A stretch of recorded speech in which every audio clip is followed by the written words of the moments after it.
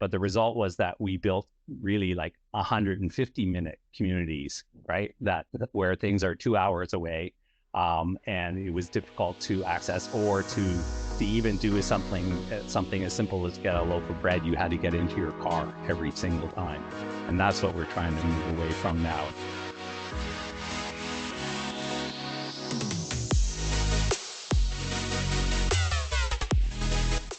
Welcome to the Rising Economy podcast, produced by South Island Prosperity Partnership. This series features leading thinkers and changemakers giving bold insights about the key concerns of our time. This ranges from economic trends to workforce changes, the housing crisis, and the factors impacting cities and our region.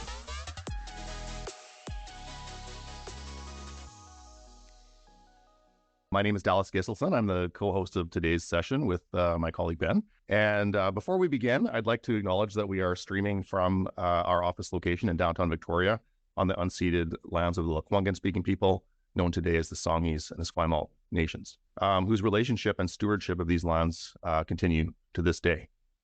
So today we're diving into a concept that's been capturing the imagination of urban planners, policymakers, city leaders in many parts of the world. And that is the concept of a 15-minute city. So we invited some experts from the region here, experts on planning and architecture, and to join us today to explore with us what this 15-minute city actually is and how it might contribute to transforming our lives, maybe our local economies, our cities, and our neighborhoods.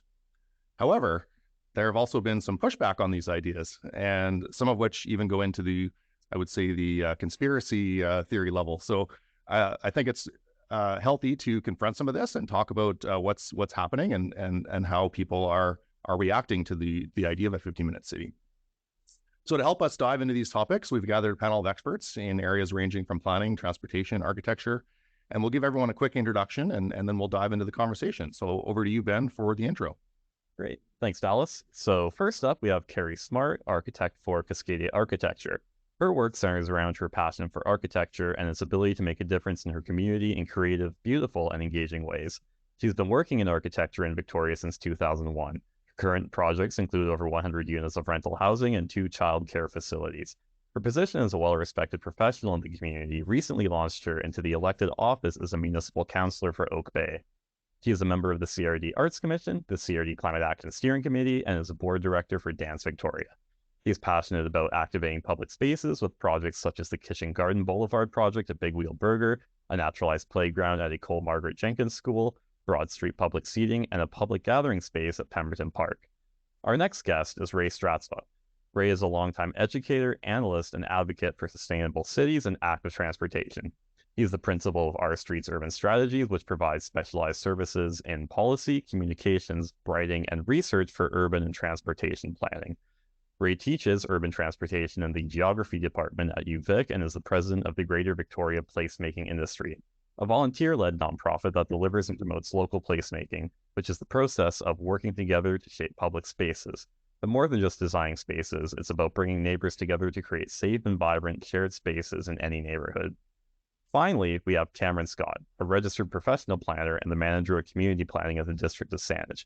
He has over 20 years of experience working with communities to develop strategic plans and policies, some of which are award-winning. This includes the most recently in the 2022 Saanich Housing Strategy, which won an Award of Excellence for its visionary and leading-edge planning policies. Prior to joining Saanich, Cam worked with the City of Vancouver and the City of Victoria. So to start off the conversation, I thought we'd begin by defining 15-minute cities. So I guess I have 2 questions for each of you. What is the concept of 15-minute cities, and what does it mean to you? Let's start with Carrie, then head over to Cameron and Ray. Thanks so much.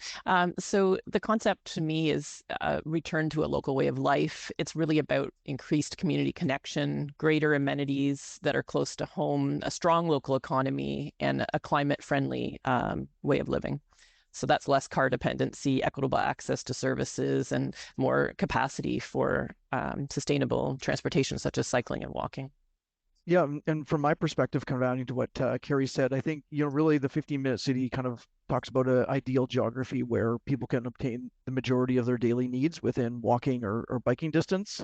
From a planning perspective, this is really building on the complete communities notion that's been present in planning for a long time. and just helps to add some more spatial and time dimensions to it to make it a bit more meaningful. And certainly as we look at building our communities and transforming them, particularly in somewhere like Saanich, where a lot of our urban form has really been dictated by automobile travel, it means how do we retrofit some of those areas to ensure that people can meet more of their daily needs in close proximity.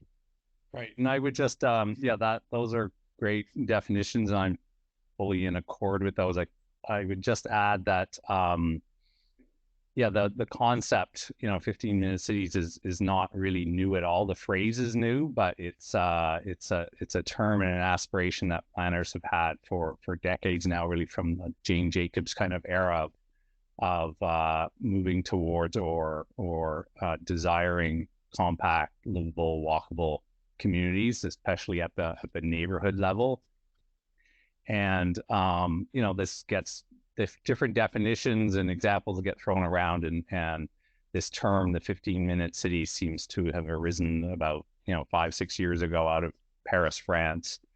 A professor at the Sorbonne and an advisor to the mayor of Paris, Carlos Morena, came up with this phrase, and it just gained a lot of traction very quickly because it was an easy, understandable kind of phrase and sort of visualized, I think, what a lot of planners talked about for a long time. So in that sense, we're really talking about,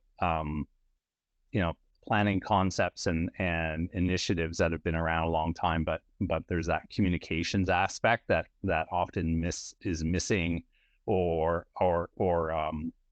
comes around, and the right kind of phrase gets floated and gains traction. There's a really kind of communications element there that's really interesting, and that's it definitely, as Dallas said at the beginning, captured the imagination of a lot of people around the world, and has been now sort of being adopted in different ways in different places. One thing that I've seen on that is people have asked, okay, so when it comes to 15-minute cities, we're not talking about having everything in your life in a 15-minute city. And a good example of that might be a performing arts center or something. It's more of a regional asset that you might travel downtown once in a while to go to a performance, right? So that's a great question too. Go ahead, Ray. I was just going to add that urbanists have now sort of further divine this 15-minute city into different shed levels. And so, there's the 5-minute walk shed, in which you would have like a couple small businesses in your main public square, but then you've got the 15-minute walk shed, which is more of a kilometer out radius wise. And that might have your grocery store, your pharmacy, your public schools. And then there would be that 15-minute cycling shed, which would then capture some of those larger things you're talking about, the cultural, medical, higher education facilities. And so this is not at all a never go downtown again philosophy. There's the different levels of 15-minute city. What? Yeah, and I think of course, once a phrase like this sort of captures the imagination and has a sort of general kind of understanding, and people sort of adopt it, it inevitably gets unpacked and sort of defined and opened up. And that I hadn't quite heard that 5 and 15-minute shed, walk and bike shed thing before, but it doesn't surprise me. But I think at base, the idea is, that, most of your basic amenities, the original idea, as Carlos Morena talked about, it was, most of your basic amenities that your daily needs or your sort of weekly needs, groceries, medical services, pharmacies, maybe a cafe and a handful of other things are available in that kind of walk, that 15-minute kind of walking distance. And so, it's certainly not prescriptive in that way that, all these things must be there and every neighborhood must have them, but it's more, I see it generally as a more aspirational planning initiative, and just a recognition that it's healthy and sociable and efficient for most people to have most of those services and amenities close by to where they live and work in some cases. Yeah. But Dallas, you're right in terms of it doesn't replace those regional or even citywide assets. And I think, at Saanich, we have our centers, corridors, and villages, which are kind of our higher order employment and housing locations, and also where some of those regional assets are located. So these are kind of supplementing that. And in terms of the daily needs, there may be areas where people can maybe get a small portion of their daily needs, where others maybe they can get almost all their daily needs. And the idea is to incrementally increase that over time. One of the points that Ray raised that I think is really beneficial about the concept is as a communication tool. I did the experiment with my 10-year-old son and kind of presented this to him and said, what do you think? And he intuitively understood it, where I think with a lot of our planning concepts, there's a gap in terms of understanding between professionals and the community. So this is a really good gateway to help understand some of the land use conversations and how our communities grow and change over time, and a good kind of way to enter into that conversation. I think that's so important too, because I think to have this concept be really successful, it needs to be a lot of small initiatives that come from the ground up and that come specifically from individual communities and that are really unique solutions to each neighborhood. And so I think having the community, on board and really understanding the concept is key to the success. Yeah, and I would just add, in contrast to more typical kind of phrases that have been used in the past: compact communities, livable communities, sustainable community, all very abstract and ill-defined, that can quickly sort of mean almost anything.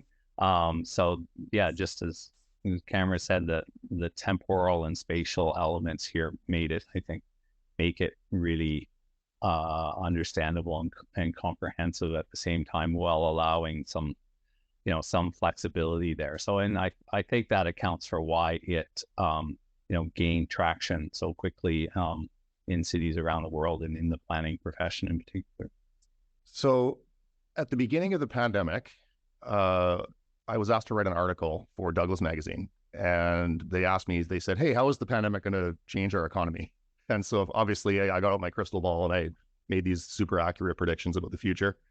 This was like June 2020. Right?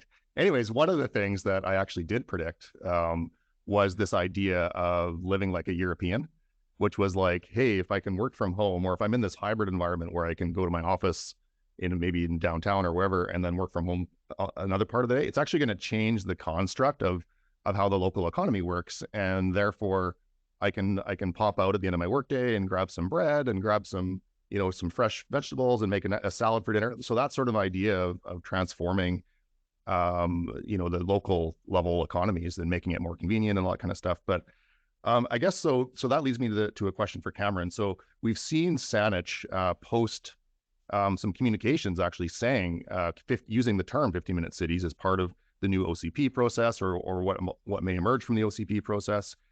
Can you tell us about what led to Saanich's focus and use of the term the 15-minute cities concept?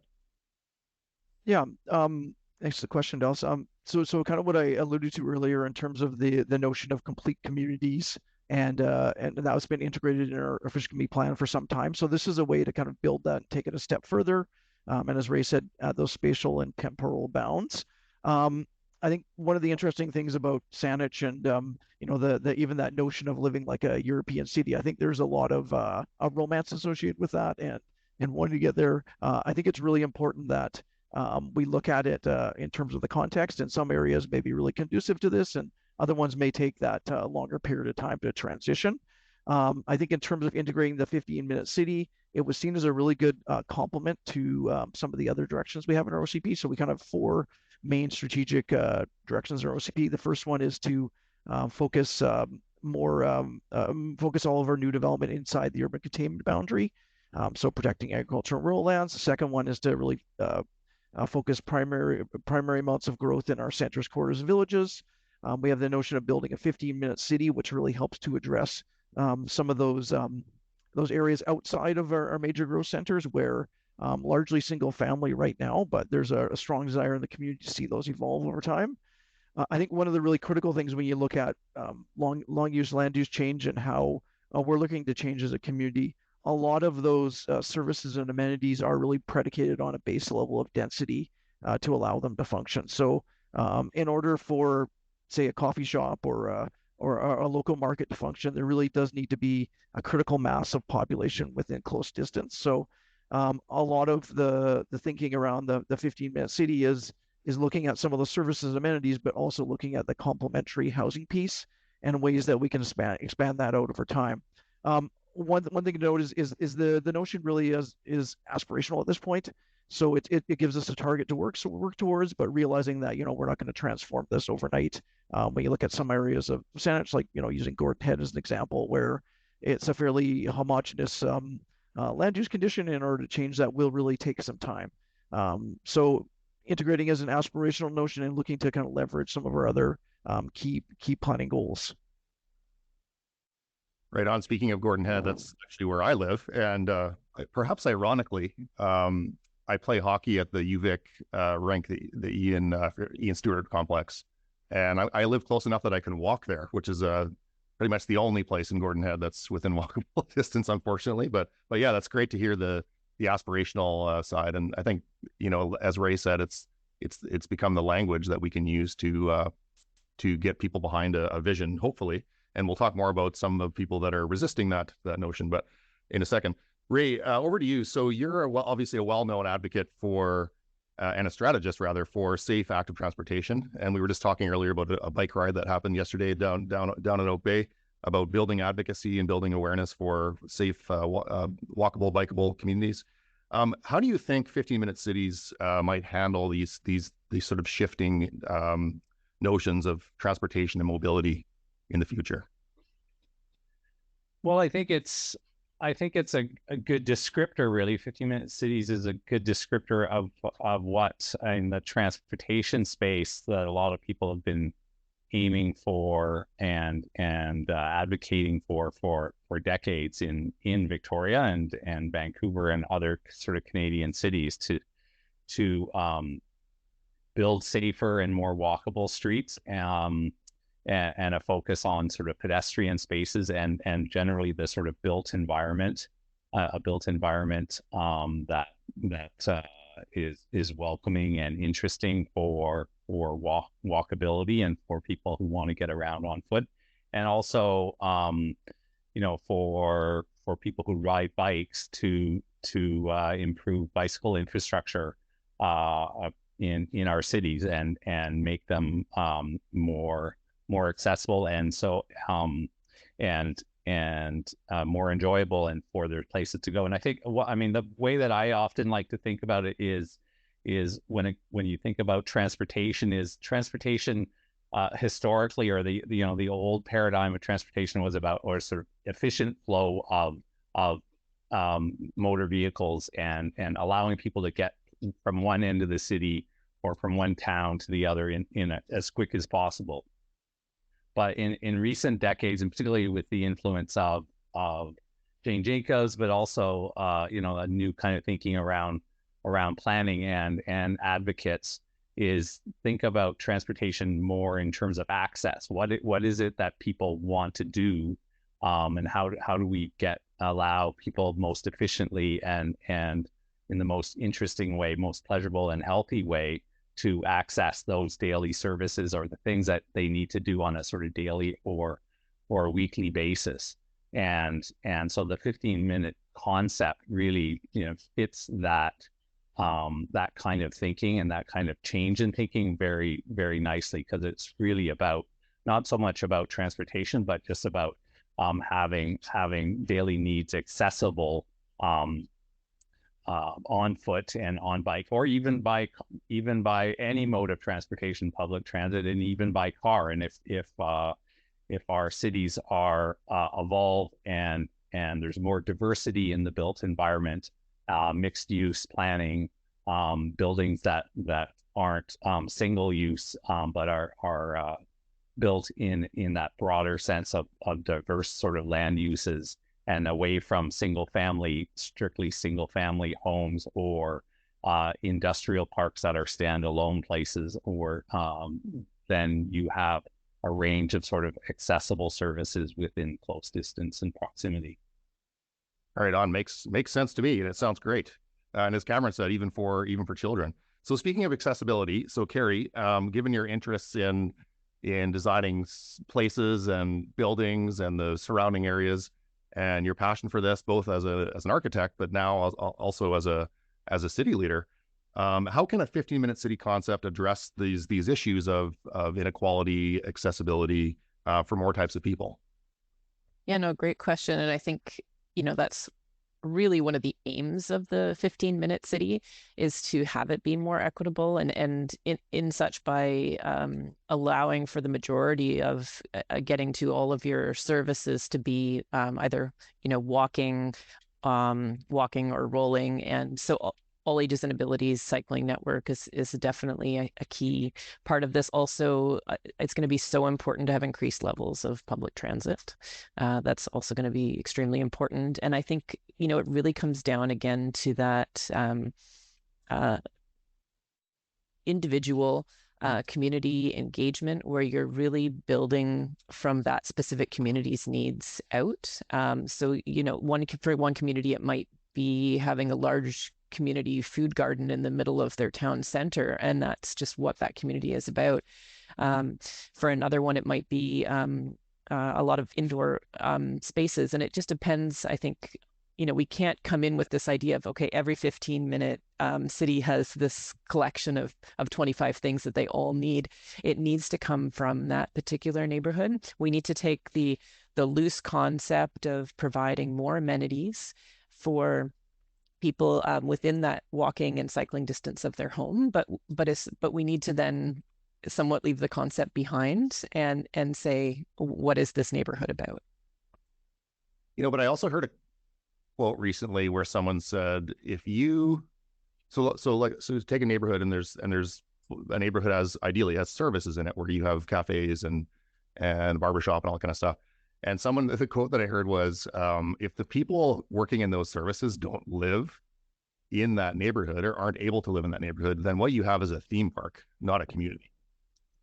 And this is where I think we really need to look at that creative zoning solution. So what kind of, and this is where you have the bottom up and the top down, but what kind of mixed use zoning can you provide, and policies to ensure you have your rental stock, your light industry, your artist studios, your low income housing, all included within the urban fabric? Because the thing that could go wrong is gentrification, and is actually pushing people out of the neighborhoods they started in if we don't do this properly. So I think, it does come from some top-down policymaking at the same time as listening to the residents and figuring out those unique qualities. Right. And the residents and the future residents, obviously, it's one of the hardest perspective to capture, is people who don't live there yet. Right. Yes. Yeah. And just to maybe build on that, if you don't mind, Dallas, I think Carrie raises a good point about the potential gentrification of some areas, but there's also the ability to kind of have the inverse response, where you have some areas that are maybe inequitable right now in terms of what kind of populations reside there and demographics. So you maybe, if you're able to build something with more of the attributes of a 15-minute city, where you can actually have people that don't need to own a vehicle, there's a broader range of housing options. You may be able to make that area more inclusive. And certainly, there's areas in Saanich where there's most of the employees come from outside of that area. So I think if we do this right, then there's the ability to kind of work against that. So I think there's some areas where we have to protect against gentrification, and then other areas where there's the ability to broaden inclusiveness. Excellent point. And I just want to build on this by talking a little bit about public health, and a key aspect of that's really exciting to me about 15-minute cities, and that is, and I think you see it happen with investments in safe infrastructure. With I was even talking about this with the widening of the Galloping Goose Trail, right? And that is this idea of aging in place, or healthy aging, being able to live in your neighborhood for longer, into aging. How does 15 minutes? This is sort of an open question. Whoever wants to start this one, but how would 15-minute cities sort of help us with a goal of healthy aging and aging in place? Oh, I'd love to take that one, because that's as my other hat as a counselor in Oak Bay. That's one of the things we're tackling right now, and it's, to me, it's diversity of housing options. We have so many people that live in single-family homes that want to stay in Oak Bay, and we don't have the housing stock of townhouses, condominiums, co-housing, co-op housing, to the degree of demand that is there. And So you either have to stay in your large single family house or you have to leave Oak Bay. And so I think that is one of the huge successes of this concept. It is about densification. It is about providing more diverse housing options where you can stay within your neighborhood, but choose the type of housing that you want. And maybe just to add to that, I think one thing we know about as people age in the communities, so much of their health outcomes are dictated by social inclusion. And a lot of what 15-minute communities can do is really provide access to that.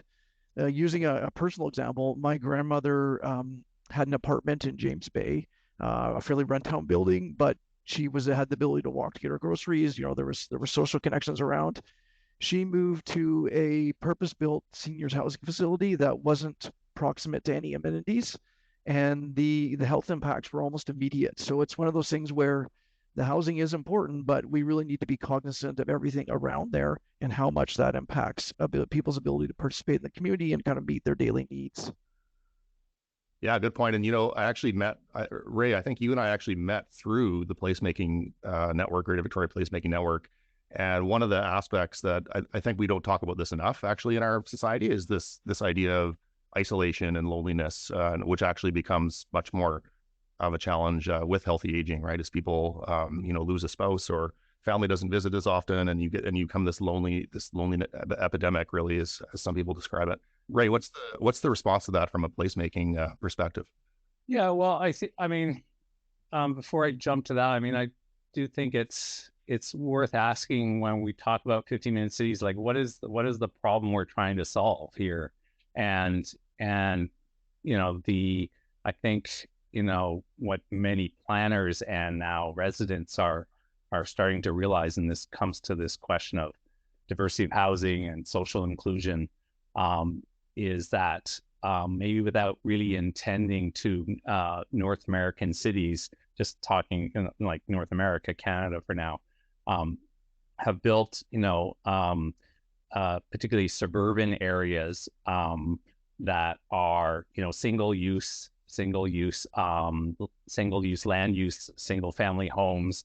And there's examples, in the Victoria area, Gordon Head, but parts of Oak Bay and Colwood and things where basically, we've started to realize that people can feel isolated and socially isolated in those kind of uniform neighborhoods, and they don't have many opportunities to engage with others. They have trouble accessing those basic services. Public transit services are often very poor in some of these single family homes. So the whole idea of 15-minute cities is to try and break that up and add diversity and add amenities and slip them in wherever possible through zoning reform and through welcoming different kinds of development. And in doing so, sort of over time, creating sort of more healthy access and improve social engagement and connections that weren't there before. And I think placemaking and public spaces, improved parks for families and just meeting places for people of all ages is part of that. That we can do not in our sort of more popular downtown sort of areas, but also throughout the region. So I think that's really the intent there. Because unfortunately in North America, for decades we for complicated reasons maybe we don't need to get into, but there was this sense of land uses need to be separated and apart from each other. But the result was that we built really like 150-minute communities, right? Where things are 2 hours away, and it was difficult to access or to even do something as simple as get a loaf of bread. You had to get into your car every single time, and that's what we're trying to move away from now. And that's sort of the brilliance of that 15-minute cities concept, is to sort of reimagine that way of living. I think about my own childhood growing up in a small town, and after school you would just sort of hop on your bikes with your friends, and you would sort of end up at somebody's house. It was different by the day of the week. And as long as you sort of called your mom before dinner time or showed up at home before dinner, that was sort of your life. It was very, very much freedom. And nowadays it seems like, we drive our children everywhere. We don't allow them to ride their bikes to school, or because of safety issues, obviously, or walk to school. And so that's sort of this missing element of childhood nowadays, it seems. But I want to talk about just one last topic, and I'm going to turn it back to Ben to cue us up on the next thing here. But it's around the economy. So I obviously work in economic development, and I think about it a lot and work on it on various different projects around the region. And so I have the belief that using our region is fairly fluidly integrated as one economy, right? But we have all these neighborhoods that what we're talking about in these 15-minute constructs. But how do we think? So let me just throw a stat out here. So in Greater Victoria, a commercial zoned building will pay 3.7 times more taxes per square meter than a residential building. So that's the average around the region. So what that tells me is if we want to diversify our tax base, then it actually does make sense to pursue more locally owned businesses and more local commercial sort of entities around the region. What are some thoughts on how 15-minute cities might impact our local economies? Any thoughts? Maybe. Oh, sorry. Go ahead, Carrie. Yeah. You go ahead, Cameron. Maybe I'll start and then I'll turn it over to you. I think one of the things is that can happen with 15-minute communities, in addition to kind of the social and environmental benefits, is I feel like there can be a local economies established where certainly the local serving goods can be provided, and that can really help the overall function of the economy in terms of efficiency of access and things like that. I think one of the things we have to keep in mind is, in order for a lot of those local services and commercial uses to be viable and constructed in the first place and operate, there really does need to be that density around there to support those uses. I know from some of our experience with previous developments, there has been some resistance from developers to integrate mixed use into a project, and generally it's seen as a bit of a drag on the performa. So I think in ways that we can, through policy, kind of incent that use, and then also looking at ways that we can further support it by providing kind of that customer base within ready access. Yeah, and I think on that, it's too getting ahead from a policy level, so we're not preventing great things from happening. So it's looking at those unique pre-zoning opportunities and making sure that we have policies where, perhaps if we do have some light industrial, we have rental next to it. And how do we allow for, say, a new corner store or business to pop up? Like, we need to make sure all the municipal policies are in place so that we can be working towards these goals in an incremental way.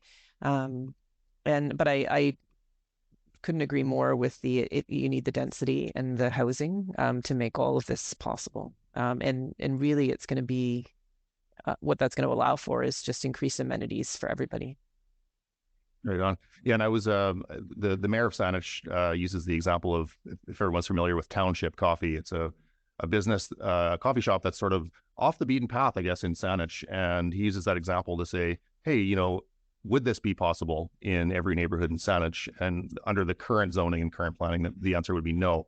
And so what can we do to make that, like you said, Carrie, the policy environment more conducive to something like this emerging, rather than preventing it from happening? So what can I just add to, like, I think that we need to encourage flexibility in design. So like we have a building being built, we hope it's going to be there for at least 50 years. So whereas someone may not want to put commercial in right away, whatever we can do from a policy side of view to encourage the flexibility of that building to accommodate it later in its initial construction, and things like work live, and just looking at it from that whole lifespan of a building and what that 15-minute city is going to become.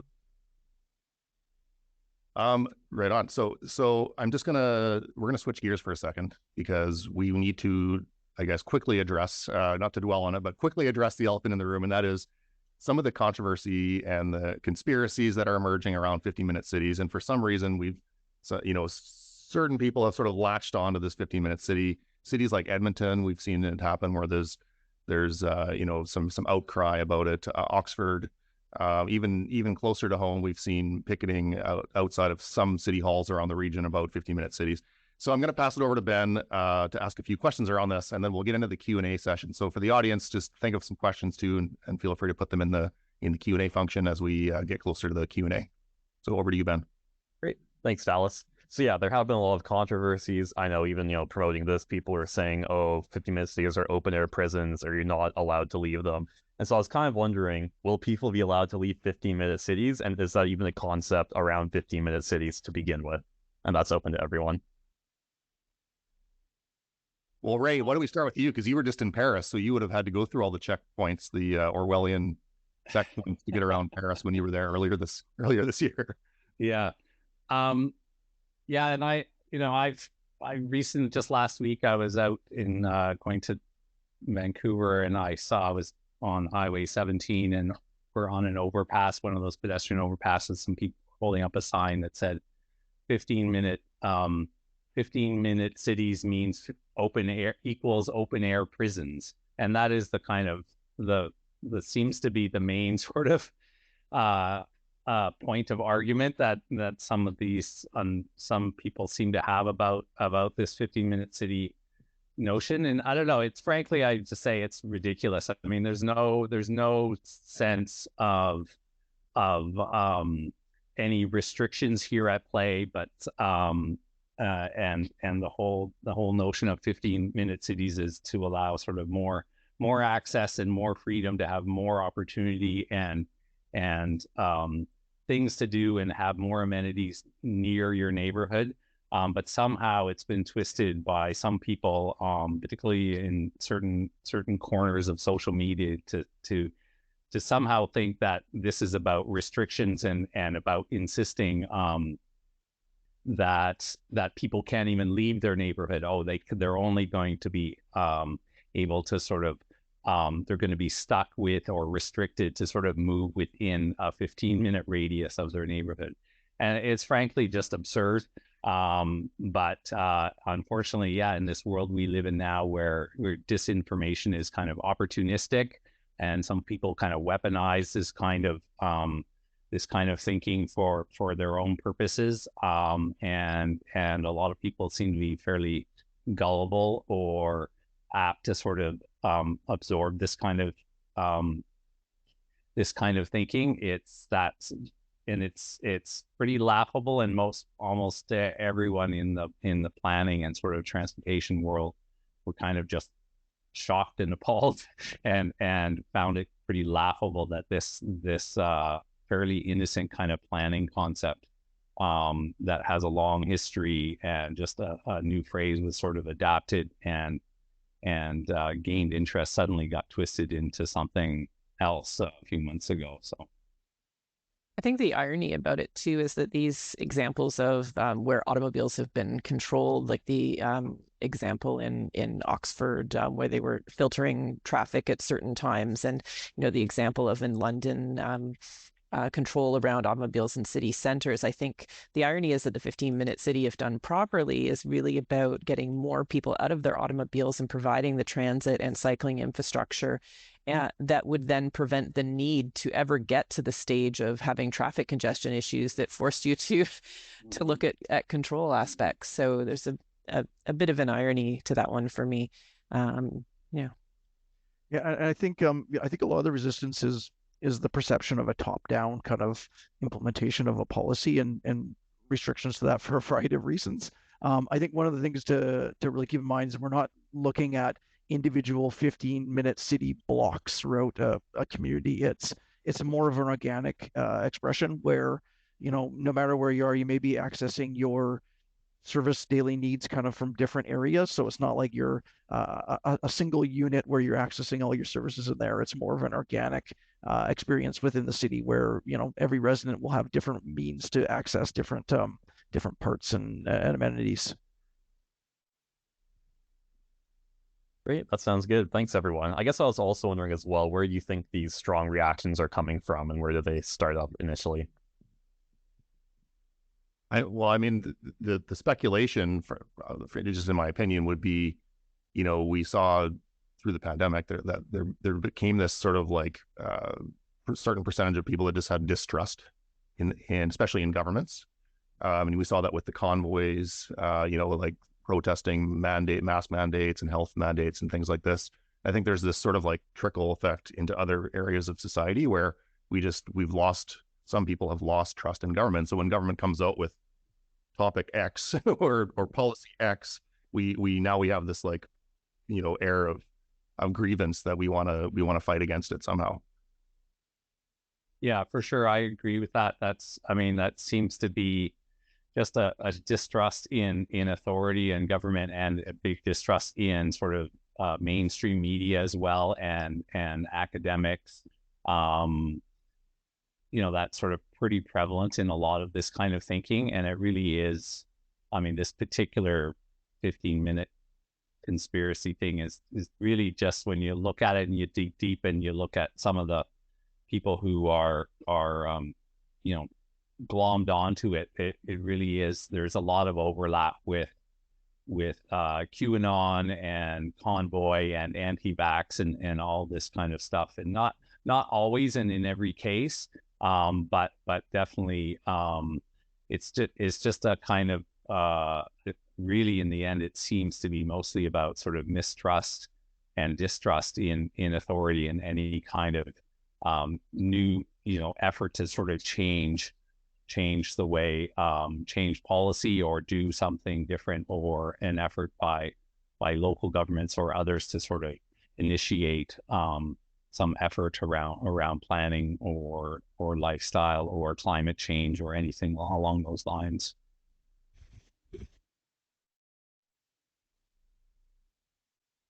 Great. And then as well, I also wanted to go into some of the more legitimate concerns. So not all of the critiques are necessarily conspiracy theories, but some skeptics maybe have valid concerns. And I was wondering what some of these might be, directed to everyone.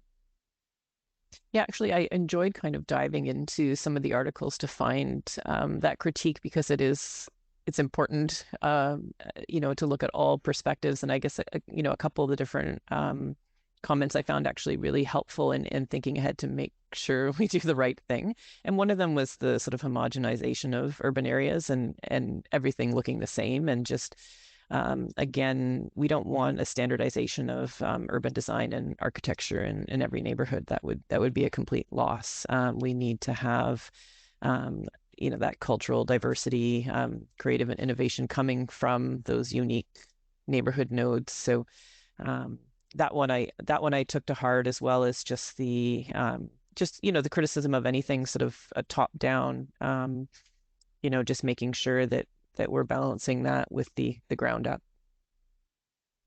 Yeah, if I could add to that, I think definitely the equitable application of it, and making sure that if there are kind of benefits being accrued, that they're distributed throughout society, and that each area really looks at how they can meet that 50 minutes city aspiration through an equity lens, and ensuring that some of those communities that may be there and vulnerable right now, or marginal communities that we may be able to include are part of that conversation. And then the other thing I think that's important to note is just making sure that we're really focusing on the economic element of it, and that whatever concepts we're putting out there, while aspirational, actually are grounded in economic reality, and that we're able to achieve that. And I think particularly as we look at applying like a European model to here, in every area, even think about Saanich and the diversity of areas, and how we might apply this concept in different areas of Saanich will be quite different, and the geographic, economic, demographic realities are quite different. So I think it will really require working with the community, and like you alluded to, Dallas, working with maybe some of those communities that are future residents, not residents now, to really figure out what that might look like on the ground. I also appreciated just the general comment of, we are coming from North American planning, and this 15-minute city concept isn't going to solve all of our problems. We still have other problems we're going to need to deal with. It's not a magic wand, but it's going to, I think, really bring together a community consensus around preserving our natural areas and moving forward to create much needed housing and a lifestyle that people are really craving right now, of being able to have a strong local economy, and walk and bike as much as they can. Yeah, and I would just add, yeah, that definitely there's a concern or a danger that this term 15-minute cities be seen as something monolithic or something that is overly prescriptive, or is the sort of overarching way in which we do city building and city planning. And I don't think that's the case at all. It's a new concept. It's really just a communications phrase, a term, a way of understanding certain ways in which we can sort of, and are already, changing the way we're thinking about transportation and thinking about land use and thinking about diverse housing tools. But there's a tendency, and some of this is in the conspiracy kind of thinking, is like, oh, this is like some sort of overarching kind of top down, precept or something that's going to be imposed from above, and it's simply not the case. It's just a filter or a lens to think about a whole range of things that are happening, and it's really maybe connected to or in alignment with other kinds of planning initiatives that are happening, like missing middle housing and diverse housing stock, all ages and abilities, transportation, seeing more density and diversity in our housing stock and in the way we build downtown. So there's a whole range of sort of things that are happening in the planning profession. We see this in Victoria over the last, how much Victoria is sort of changing and evolving in the last 10 to 15 years. But that's all in accord, again, with how other cities are evolving and changing, and there's all kinds of factors at play. And so it's, I think we should be careful about sort of relying on this one phrase as something that's the only way to think about the world of planning, because that just sort of tends to lend itself to some of the oddities there, these corners of the interweb, and how they trying to understand the way that the world's changing around them. Great, that sounds good. Thanks, everyone. From there, I guess we'll go into the Q&A section, and I'll pass it back to Dallas to moderate that.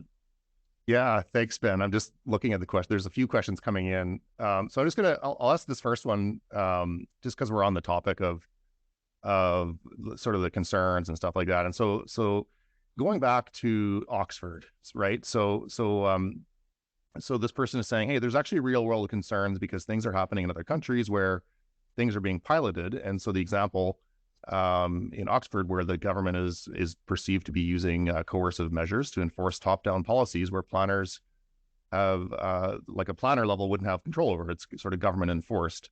And so they're saying digital ID, something the federal government has agreement with the World Economic Forum to pursue. Residents will have to register their cars with the council, and they will be tracked to count their journeys through key gateways.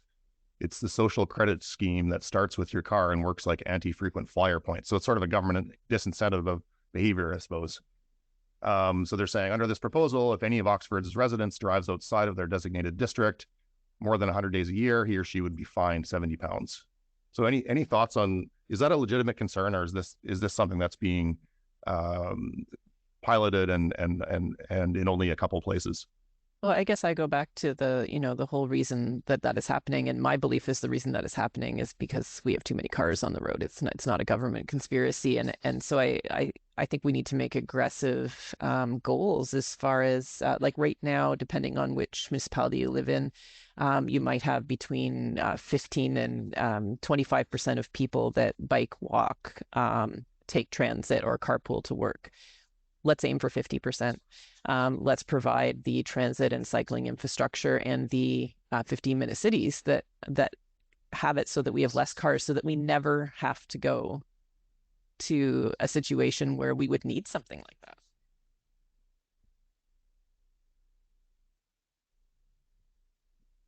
that.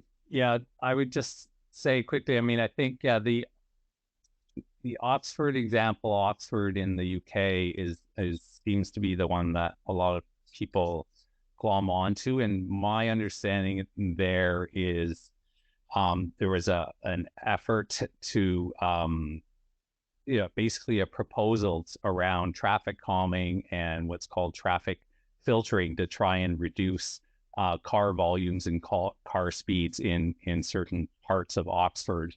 And it's not so different than really the congestion charge that's been in place in London and Stockholm and other places for a lot of years, where that's a different kind of approach, but recognizing that by charging a fee to enter into a downtown core, you can reduce the number of cars and get people to think about taking other modes, particularly public transit. So at a very local scale, I think Oxford, UK floated this idea of trying to traffic calm and to sort of keep track of what, and monitor what, how people are moving through the city and not passing through certain parts of the city. So my understanding, that's never been implemented, and I don't think it's at all a pilot project. It has nothing to do with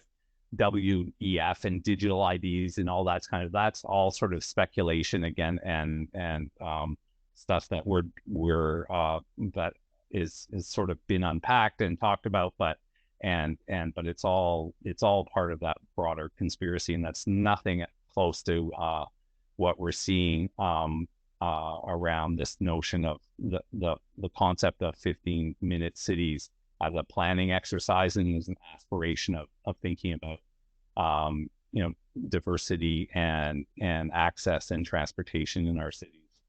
Right. So it's sort of a separate issue. Like you see larger cities like London and we see it all over China, in fact, where they regulate the cars that are allowed to enter the city. Just because there's too many cars on the road, they have to say Singapore, license plates, are allowed on Monday and Tuesday, and then there's sort of a reaction. Yeah, and I think I haven't looked at it in recent months or whatever, but I believe, the Oxford situation, it was a proposal that was talked about and has been sort of walked back a little bit, partly because of the kind of overwhelming kind of reaction, but also because it was not really workable, even at the local level. So, and in the end, they're really just talking about trying to contain traffic, and by by having bulb outs and having low traffic neighborhoods, by narrowing streets and narrowing intersections, and trying to make driving somewhat less convenient in residential neighborhoods where schools are and things like that. So there's nothing really unusual about that, and we're seeing that that kind of low traffic neighborhood or traffic calm streets being implemented all in cities all over the place in North America and here in South Island as well. So I'm looking at the questions coming in. We probably should have jumped to them sooner because there's lots, but we have time for a couple more. So I'm going to start with a question from Kalen Harris. He says, "Hi, Carlos Moreno introduced an important concept to enable the 15-minute city, multi-use spaces. So this is predicated on the fact that there are often public and semi-public spaces. There are public and semi-public spaces that are only used for limited parts of the day. So schools, cafes, clubs, etc. This runs up against concepts like private property, single-use occupancies, etc. How do we train city administrations and communities to consider layering uses on spaces that are already serving neighborhoods?" It's an interesting question. Maybe I'll start on that one. Yeah, it's a good thought, and a lot of as we try to make our cities more efficient, like things like that are going to be critical. I know we do have things like schools are a great example where they provide a community asset. Oftentimes there's shared use agreements for the facilities. The actual school grounds serve an important part in terms of recreation for dog owners and others. So I think there's a way that we could do a much better job about that. Another opportunity in that vein is parking, where you have different parking demand for certain commercial uses versus residential. So there's a way to use those spaces more efficiently. and then getting into the idea of the kind of semi-private spaces, ensuring that we have the right tools to enable accessibility to those at kind of all times of day. Some of them are not true public spaces, but they provide a great asset to the community, and how do we kind of optimize that in the long term? Yeah, I think we're seeing this more and more, and I don't think we can have enough of it, because every great public space, the rule is that you should have 10 amazing things happening and attracting all ages and abilities. And we had a real success of this, I think, with the building of Oak Bay High, where we have a lot of mutual agreements for spaces. There's childcare on the property. There's the theater, which is actively used by the community, as are the sports fields. So there's a lot of there's a real sense of being able to walk in the door of that high school and feel like it's as much a community space as it is a school. And I think the more that we can break down those boundaries and provide that, again, flexibility of a building to have at least a 50-year lifespan in which it can morph and develop and be used at different times a day. It's just smart. So I think that gets us pretty much to time here. I know there's lots of questions that we didn't get into. There's lots of comments too about that just our people are sort of doubling down on mistrust in government, linking this to the World Health Organization, going back to how China's ideas are draconian and all these things. Obviously, we can't address all these issues. People have concerns and will continue to have concerns about this. But at the end of the day, think about 15-minute cities as is about freedom, freedom for all types of people to move around. And I don't believe there's any sort of control coming to us anytime soon on not being able to leave or not leave or anything like that. So anyways, what an interesting topic. Thank you all for the amazing exchange of ideas and insights that you shared with us today. So thank you so much. And yeah, I think that's about it. I'm going to turn it back over to Ben to close us off. And again, just thanks everyone for joining. Thanks to our audience, and we'll see you next time. Great. Thanks, Dallas. So you can subscribe to the Rising Economy podcast wherever you get your favorite podcasts on platforms like Spotify. We always welcome your feedback and topic suggestions, so feel free to email us at office@southislandprosperity.ca or drop us a message on our social media channels. We'd love to hear from you. I'm Ben Wagg. This has been Rising Economy. Thank you to the panelists. Thanks for all the great questions, and thank you all for tuning in. Goodbye. Thank you.